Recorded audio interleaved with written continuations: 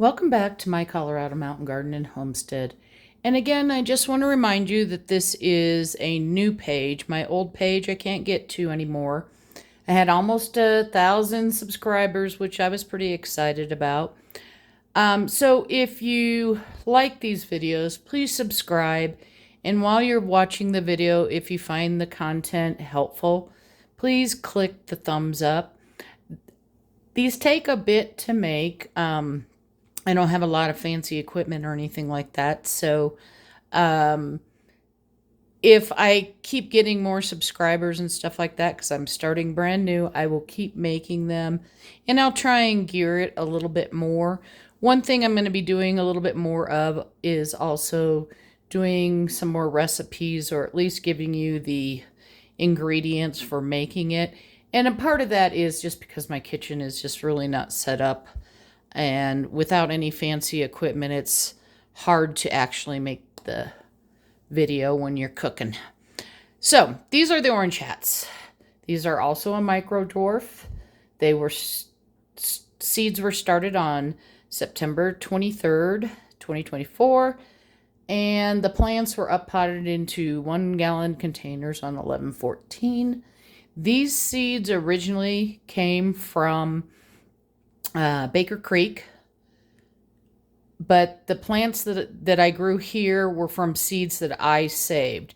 And I've been growing both the Orange Hat and the Tiny Tims. I think this is going to be my 4th season growing them. And they do really well.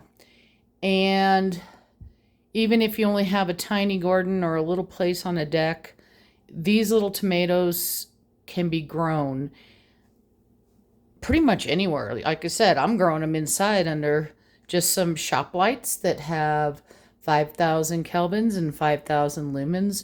The ones I have are actually from Honeywell, and those were purchased from Sam's Club. So, wow, these guys are starting to go crazy. I'm going to just spin them around so you can kind of see. I've got a lot of tomatoes and quite a few blooms starting. Let me move this one out of the way and bring in the other one. And look at all those blooms. So I'm going to start getting a lot of tomatoes. And the one thing I want to tell you, while these are in 1-gallon containers, I have 6 of these in my bigger horse trough in my hoop house during the growing season. And they share space with my chive plant.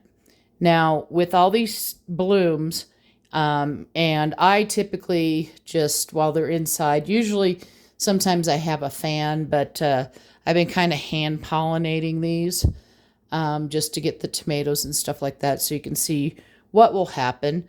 The wind would normally be moving around in my hoop house, which is where this one is, or these ones are grown, I should say.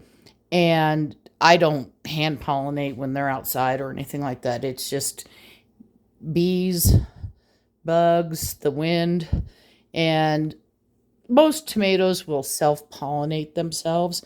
Now, if all of these actually produce tomatoes in a container this size, I am going to tell you it's going to dry out fast, even inside, because the fruit needs moisture to grow.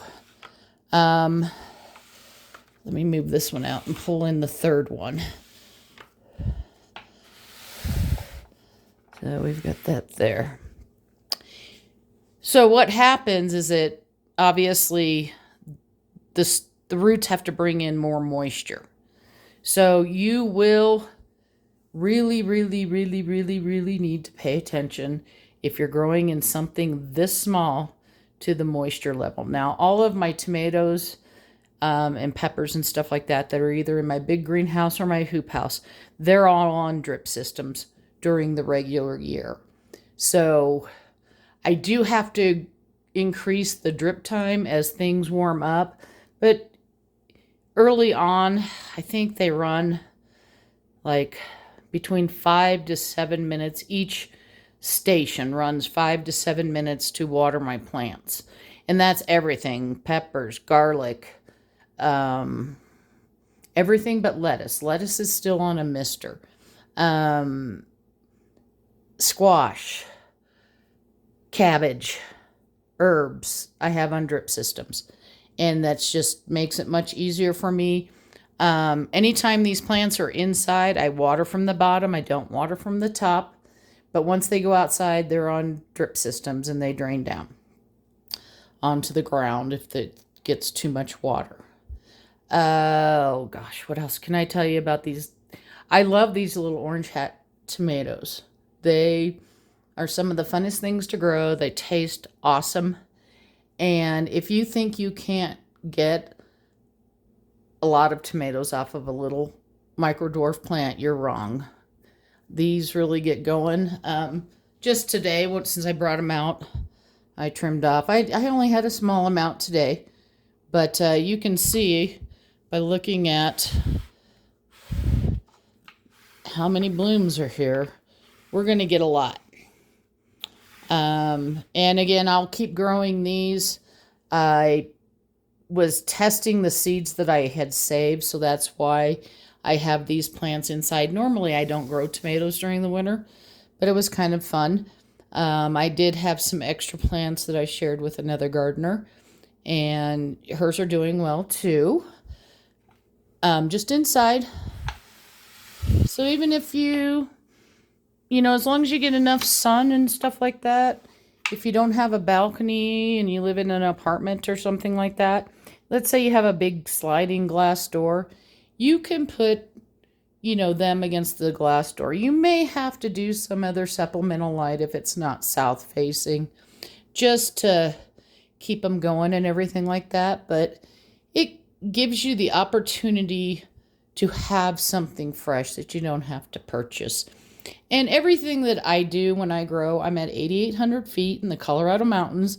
So all of it's geared towards where I live.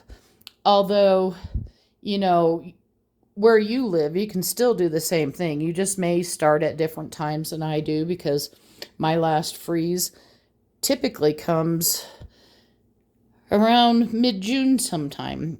Just depends on the weather, but it's not unheard of for us to get snow in June here.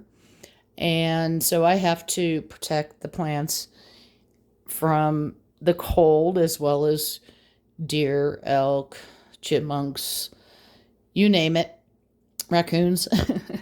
So, again, this is what I do. The fertilizer I use is the Fox Farm Grow Big. And all of these little tomatoes that you've seen in the 2 videos today, I give fertilizer to them between 7 and 10 days, because I'm having to water them more now.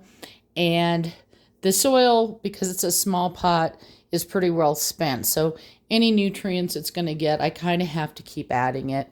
And I just add it at regular strength for that day. And I have a little paper in my little grow room there that I write down when was the last time I gave them fertilizer, so I don't forget.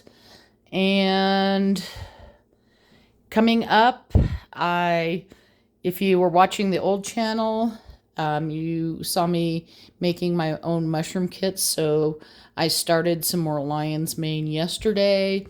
I've started cabbage, broccoli, and cauliflower, and basil, and what's the other one? Dill.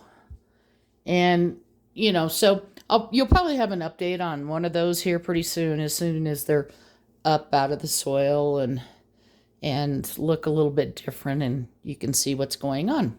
I hope you're having a wonderful day. Thanks for watching. Happy gardening.